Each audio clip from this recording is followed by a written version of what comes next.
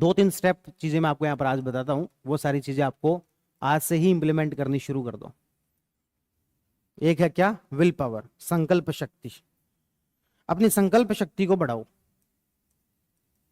क्या होती है संकल्प शक्ति? पहले तो इस पे थोड़ा डिस्कस कर लेते हैं। हमारे ब्रेन के 2 पार्ट एक तरीके से मान लो।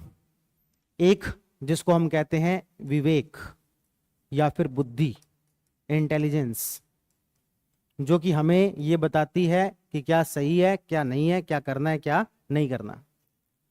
एक है हमारा मन, जो कि उसे क्या चाहिए सिर्फ वो बताता है, क्या सही है क्या गलत है इससे उसको मतलब नहीं है। ये मन है, ये विवेक और बुद्धि है। हम जब भी, जैसे मान लो घर में एक छोटा बच्चा होता है, उस छोटे बच्चे की यदि सारी जिद पूरी कर दी जाए तो वो बच्चा क्या होगा? बिगड़ जाएगा। अपने गांवों के अंदर सारी जिद पूरी नहीं करते। वो मेले के अंदर गया और वहां पर बिचर गया, मेले के अंदर जमीन पे लौट गया कि मुझे ये खिलौना चाहिए, तो घर वाले 2 थप्पड़ मार के घर लेके आते थे, नहीं दिलाते थे उसको। आजकल दिलाने लग गए। आजकल हर बात जो है बच्चे की पूरी की जा रही है। ऐसी ऐसी डिमांड रख देते बच्चे, मुझे थाली के अंदर चाय पीनी है। अरे ये कौन सी डिमांड है? पीनी तो पीनी है, थाली के अंदर लाके देते उसको। उससे क्या हुआ? उसकी हर बात मानी जा रही है, मानी जा रही है तो वो जिद्दी होगा ही, क्योंकि उसे हर बात मानी जा रही है। उसने कभी ये सुना ही नहीं कि भाई हाँ आपका ये काम पूरा ना हो। फिर वो रियल लाइफ, अभी तक तो घर में था, फिर वो रियल लाइफ में आता है, यहां पर आता है, किसी के सामने को प्रपोजल रखा, उसने कर दिया मना। आज तक मना तो देखा ही नहीं था ना, थाली के अंदर चाय पी थी ना उसने। फिर हमें ऐसे ऐसे इंसिडेंट सुनने को मिलते हैं। तो मेंटली उसको हार्ड बनाए ही नहीं। अपन भी तो यही काम करते हैं। जब भी हमारी लड़ाई विवेक बुद्धि या फिर मन के बीच होती है, हर बार मन को ही तो जिताते हैं। पता लगा कि भी आज लगातार 2 घंटे फोकस के साथ पढ़ना है, तभी कोई नोटिफिकेशन आया। बुद्धि को अच्छे से पता है कि यार नहीं जाना है उस नोटिफिकेशन पर, एक बार गए तो 15-20 मिनट यूं ही चले जाएंगे। लेकिन चलती कहाँ है हमारी? हमारे खुद के ऊपर कंट्रोल कहाँ है? हम खुद के मालिक कहाँ पर हैं?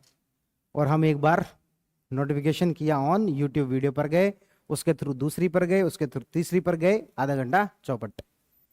या फिर किसी का मैसेज आ गया वो देखने लग गए, आधा घंटा गया। तो विवेक और बुद्धि में से हमने किसको जिताया? मन को जिताया। और बार बार हम किसको जिताते हैं? मन को जिताते हैं।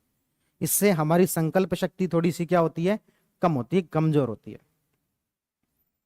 लड़कों की बजाय लड़कियों की संकल्प शक्ति ज्यादा होती है, क्योंकि लड़कियों ने हमेशा से वो जो कंट्रोल है उसको झेला है। उसका नुकसान क्या हुआ मुझे नहीं पता, लेकिन उसका फायदा ये हुआ कि उनकी संकल्प शक्ति बढ़ गई। घर से इतने बजे बाद नहीं जाना है, यहाँ पर हंसना है, यहाँ नहीं हंसना है, इसको ऐसे बैठना है, ऐसे नहीं बैठना है, इतनी सारी बंदिशें हैं।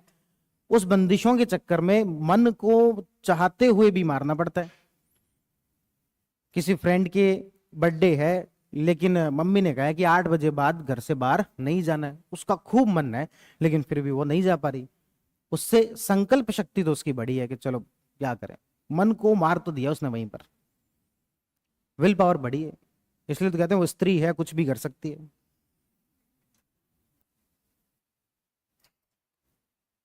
तो और इसके अलावा भी अपन देखते हैं, जैसे अपने पुराने बुजुर्ग जो थे ना, वो बहुत ज्यादा समझदार थे। बस कुछ चीजों को ढंग से अपन को बता के नहीं गए। मुझे नहीं पता क्यों नहीं बता के गए, बता जाते तो हमारा काम आसान हो जाता। हमें ये तो कह दिया उपवास करो, व्रत करो, क्यों करना है ये नहीं बता के गए। आधे से ज्यादा लोग तो धर्म के नाम पर करते हैं। मैं कह रहा हूं बुजुर्ग इनसे ज्यादा समझदार हो ही नहीं सकते थे कि एक व्यक्ति को बता के जाते ना तुम्हें ये काम करना है, व्रत या फिर उपवास करना है। व्यक्ति नहीं करता, लेकिन उसको किससे जोड़ के गए? धर्म से।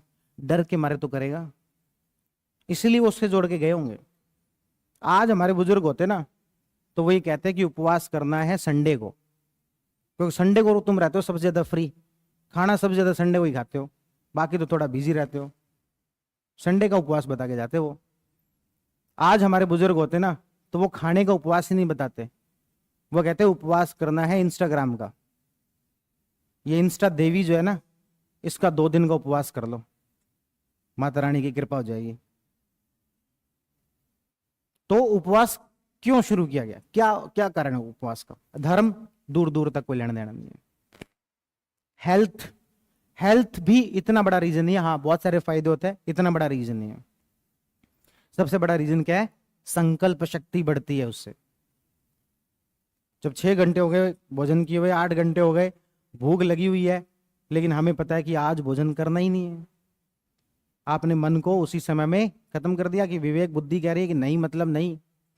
तुम कौन होते हो? भूख लगी कि नहीं लगी? मैं बताऊंगा भूख लगी कि नहीं लगी। चल सकता है काम, नहीं करना आज भोजन, तो आपने वहीं पर किसे जिताया? अपनी विवेक या फिर अपनी बुद्धि को जिताया, और अपने मन को थोड़ा सा क्या किया? कमजोर किया। इससे आपकी संकल्प शक्ति बढ़ी। एक मैंने आपको वो कहानी सुनाई हुई कि एक राजा का बेटा था, वो गुरुकुल में एडमिशन लेने गया, नहीं सुनाई हुई? एक राजा का बेटा था, राजा ने टीचर से बात की, गुरु से बात की कि आपके गुरुकुल के अंदर इस बच्चे का एडमिशन करवा दो।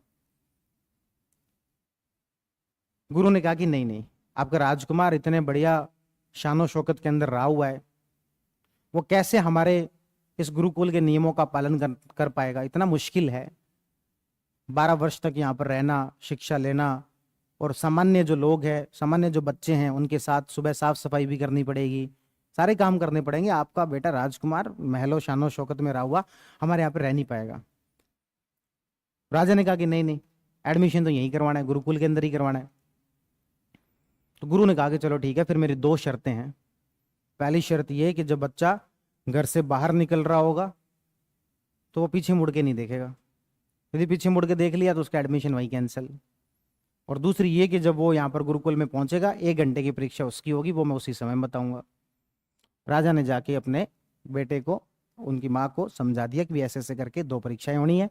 पहली परीक्षा ये है कि जब तुम घर से बाहर निकल रहे होगी तो पीछे मुड़ के नहीं देखोगे। अगला दिन आया, जब वो सुबह घर से बाहर निकल रहा था, सारथी जो उसको घोड़े पर बिठा रहा था, उसका सामान वगैरह रख रहा था। अपन भी घर से बाहर आए हैं, अपन भी जयपुर आए हैं, हमको पता है कि हमें तो 3 महीने बाद दिवाली पर घर चले जाना है, हमारी उम्र भी ठीक ठाक हो चुकी है, दुनिया को समझते हैं, पर फिर भी अपनी भी आंखें नम हो जाती होंगी, अपने को भी लगता होगा यार अब जाना पड़ेगा क्या आज। या फिर पहली बार आए तो पक्का ही हुआ ही होगा, जब मम्मी नहीं हो अचानक से हाथ मान के 500 रुपये रखे ले खर्चा कर लेना, अलग से बताना मत तेरे पापा को, थोड़ा तो ऐसा हुआ ही होगा, जबकि दिवाली पर हमें घर जाना भी है। लेकिन वो बच्चा 12 साल तक गुरुकुल में रहेगा, लेकिन उसने पीछे मुड़ के नहीं देखा, जैसा समझाया गया था उसने नहीं देखा। गुरुकुल में पहुंचा, दूसरी परीक्षा शुरू होती है। दूसरी परीक्षा ये कि तुम्हें 1 घंटे तक आंखें बंद करके खड़े रहना है। अभी मैं आप लोगों को कह दूं तो 5 मिनट मुश्किल हो जाए अपने को, 1 घंटे तक आंखें बंद करके खड़े रहना है। वो 30 मिनट हुए, 35 मिनट हुए, 40 मिनट हुए, बच्चे ने आंखें बंद कर रखी है। गुरु को लगा थोड़ी परीक्षा बढ़ानी पड़ेगी, उसके आसपास में कुल्फी वाले जो होते हैं ना वो भेजे, ताकि बच्चा है मन में आएगा थोड़ा। लेकिन 45 मिनट हुए, 50 मिनट हुए, वो तो बिल्कुल नहीं। उसके बाद में थोड़ी सी परीक्षा और बढ़ाई, आसपास में बच्चे खेलने के लिए भेजे, 4-5 मिनट और बीत गए, फिर भी उसने आंखें नहीं खोली। लास्ट में तो बच्चों ने थोड़े बहुत मारना पीटना तक शुरू कर दिया, लेकिन उस बच्चे ने आंखें नहीं खोली। 1 घंटा पूरा बीत गया, गुरु ने जिसको गले लगाया और कहा कि तुम जो मेरे डिसिप्लिन जो क्या होता है, विल पावर क्या होती है, कमिटमेंट क्या होती है, वो तुमने साबित कर दिया, अब तुम्हें एडमिशन जो इसके अंदर मिलेगा।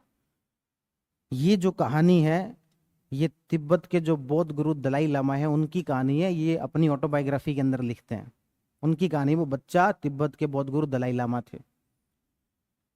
तो वही कहते हैं जीवन में सबसे ज्यादा कोई महत्वपूर्ण चीज है तो वह विल पावर।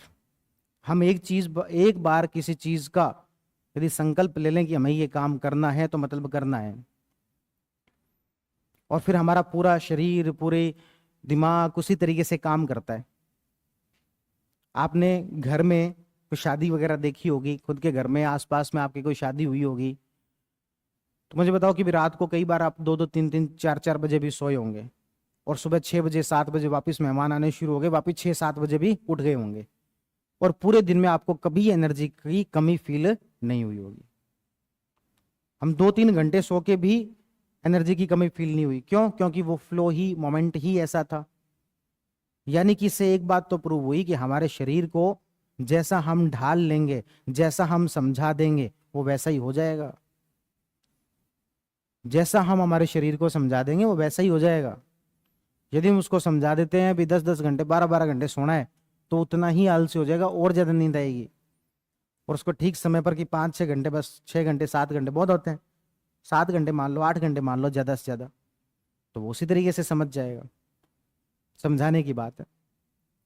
तो बात अपन ये चल रही थी क्या? विल पावर की, कि विल पावर होती क्या है। इतना अभी तक आपको समझ में आया कि हमारा कंट्रोल हमारे ऊपर हो, हम हमारी बुद्धि के अनुसार चले, ना कि मन के अनुसार। और बीच बीच में हमें छोटे मोटे ऐसे एक्सपेरिमेंट, अच्छा फिर मैंने कहा कि भाई ये आपको चलो ठीक है, बुद्धि के अनुसार चलना चाहिए, मन के अनुसार नहीं चलना चाहिए। मैं यहाँ पर कोई भी बात बताऊंगा, सिर्फ थ्योरी नहीं बताऊंगा, प्रैक्टिकल आपको करना क्या है वो उसके साथ ही बताऊंगा। कितना तो आपको समझ में आ गया कि कुछ समय में हमें बुद्धि के अनुसार चलना चाहिए, मन के अनुसार नहीं चलना चाहिए। मन को कभी कभार हराना चाहिए, हमेशा नहीं, कभी कभार मन को हराना चाहिए।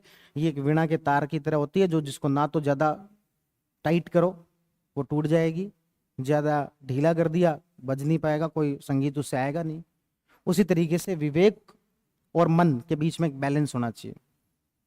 कई बार बहुत पढ़ लिए, रूल में ये था कि भाई आज नहीं घूमने जाना कहीं पर, बारिश बारिश आ रखी है, पढ़ाई भी अच्छी हो रखी है, 1 घंटा चले गए, थोड़ी बात मन की भी सुन ली। लेकिन अधिकतर समय में बात किसकी सुननी है? बुद्धि की सुननी है। क्योंकि आप सब लोगों को पता है, यहां पर कोई भी ऐसा नहीं है कि क्या करना है ऐसा ना पता हो, ऐसा कोई नहीं है। लेकिन कर नहीं पाते हैं, इंप्लीमेंट नहीं कर पाते हैं। उसकी वजह क्या है? मन हमारा क्या है? हावी। तो अब से हमें क्या करना है? हमारी बुद्धि की बात माननी शुरू करनी है, इसको जिताना शुरू करना है। कैसे करना है ये तो सबको पता है कि बुद्धि की बात माननी चाहिए, कैसे करना है? तो आप कुछ संकल्प दिन में लेना शुरू करें, छोटे छोटे संकल्प, कोई बड़ा संकल्प नहीं। दिन में कम से कम एक संकल्प जरूर लें। कोई भी छोटा सा संकल्प ले लिया, एग्जाम्पल के तौर पर आज एक संकल्प लिया जा सकता है कि आज पूरे दिन में सोशल मीडिया का यूज नहीं करेंगे, या फिर अगले एक हफ्ते के अंदर सोशल मीडिया का यूज नहीं करेंगे।